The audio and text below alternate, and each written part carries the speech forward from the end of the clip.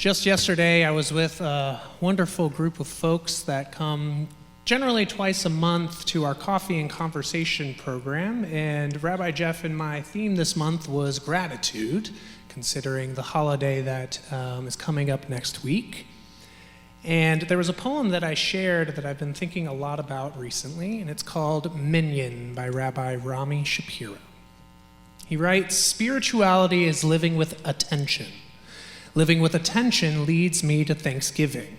Thanksgiving is the response I have to the great debt I accrue with each breath I take. Attending to the everyday miracles of ordinary living, I am aware of the interconnectedness of all things. I cannot be without you. This cannot be without that. All cannot be without each. And each cannot be without every. Thanksgiving is not for anything, it is from everything. May I cultivate the attention to allow the thanks that is life to inform the dance that is living. I cannot be without you, this cannot be without that."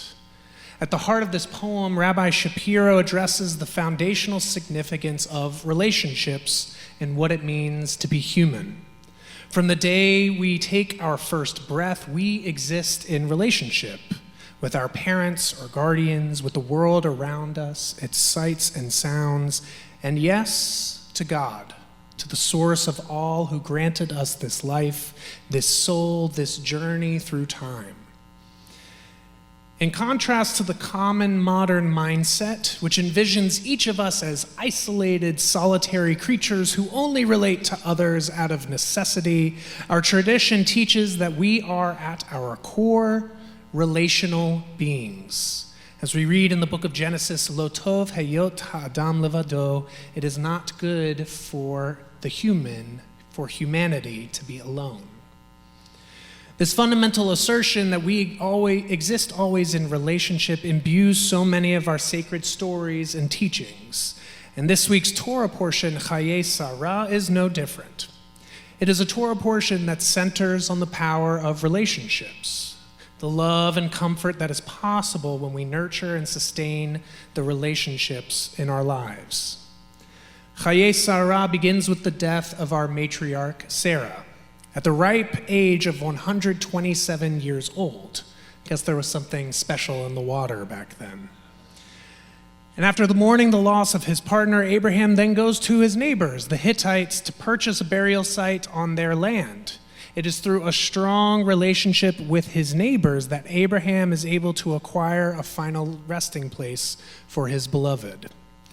Abraham then turns to his son, Isaac, and sends his servant to find Isaac a suitable partner from his homeland, meaning Abraham's homeland.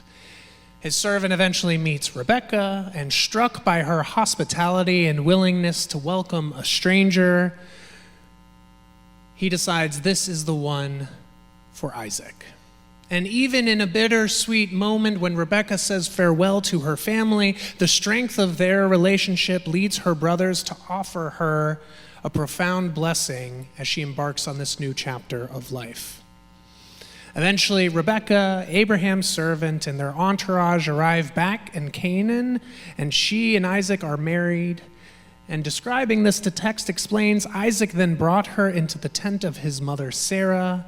Isaac loved her and thus found comfort after his mother's death. It is only in relationship that we can find comfort in times of loss. Only in relationship that joy carries such sweetness. From a narrative perspective, we can see the power of relationship just from the acts of our ancestors. But there are deeper textual meanings that carry this theme as well. In the famous scene when Isaac first sees Rebekah, we read that he had, quote, gone out to the field during the evening. But the word for gone out in Hebrew, lasuach, is kind of a strange one.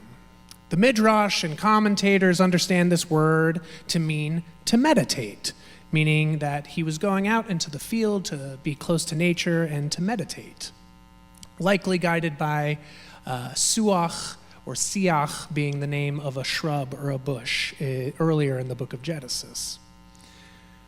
Other interpretations look even closer at this word, lasuach, as being connected with the word sicha, which means conversation. Imagining Isaac as going into the field to converse, whether it's with God or with those who worked the land with him. Even here, in this seemingly private moment for Isaac, he is presented as conversing, connecting, living in relationship. In preparation for this wonderful, wonderful evening, my sincerest hope was that many people did not think that this night was about me. In fact, this night is about all of us, about this community, these relationships, about the wonderful things that can be created when we come together and work towards something larger than ourselves. Because at the end of the day, a rabbi cannot be without a community.